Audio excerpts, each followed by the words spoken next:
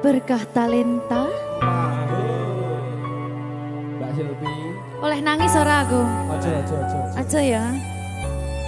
Sedih. Sing manut wong tua, pancen ngikuni wong tua ki delokane ngono. Iya. Iya toh? Iya. Sabar ya.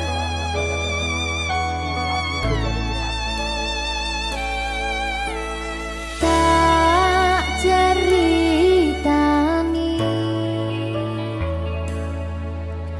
cerita sing paling larani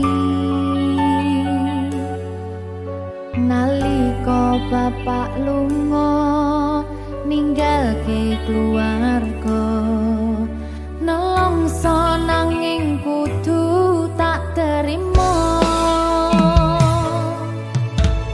sing gawe tambah loro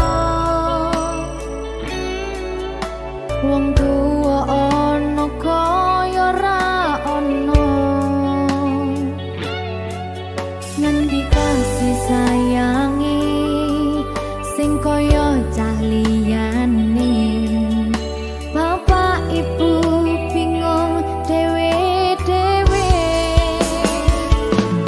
yen pancen kudu pisahan aja nganti anak dadi korban berjuang tinggalan dewean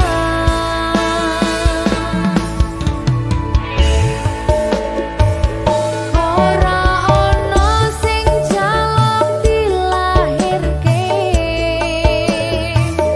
tanggal keluarga sing kaya kene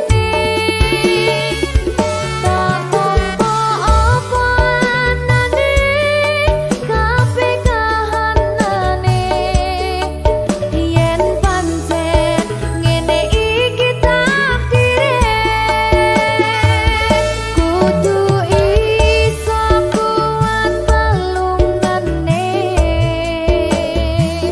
perkara disangka wong tuwane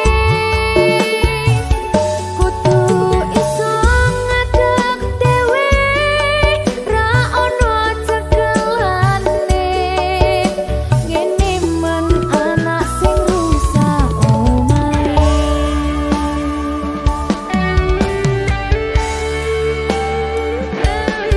ngene man nasib dhewe kamu sapa iki menae terus piye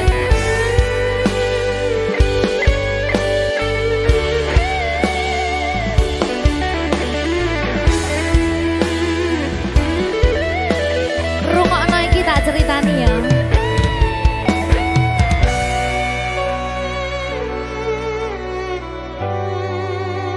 berkah talenta